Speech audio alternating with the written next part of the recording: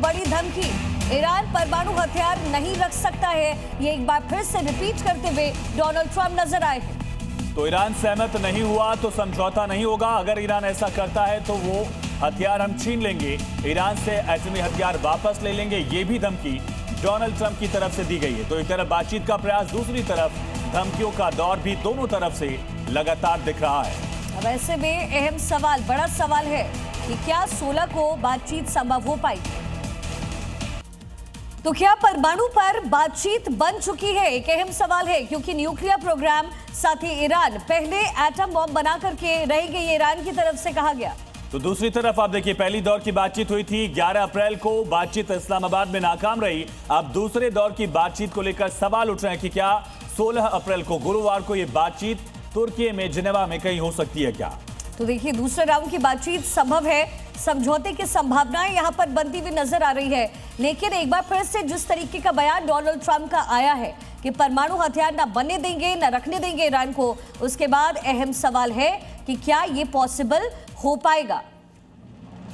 Colonel अनुराग Shukla sir retire हमारे साथ रक्षा विशेषज्ञ के तौर पर जुड़े हुए हैं।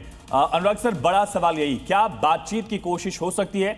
अगर ऐसा हुआ तो कौन सा लोकेशन हो सकता है, जिनेवा, इस्तांबुल या कोई और? जी, इससे कोई फर्क नहीं पड़ता कि कौन सी जगह पे सेलेक्ट किया जाए, लेकिन बातचीत जारी रहनी चाहिए, ये बहुत ज़्यादा जरूरी है। और ऐसा लग रहा है कि बैक चैनल की टॉक्स तो ऑलरेडी चालू हैं, तो मुझे पूरी उम्मीद है एक और दौर की बातचीत होगी। और जो एक नए युद्ध की संभावना देखी जा रही है, जो कि 21 अप्रैल के बाद होने की उम्मीद है, उसका शायद मुझे ऐसा लगता है कि कोई रिजल्ट जरूर निकलेगा बातचीत के जरिए, और एक सकारात्मक विचारधारा आनी चाहिए आगे। जी, लेकिन अनुराग सर, जिस तरीके से अमेरिका अब ईरान का नेवल ब्लॉकेट कर रहा है, क्या इसे आप डी फैक्टो वॉर एक्ट मानते हैं?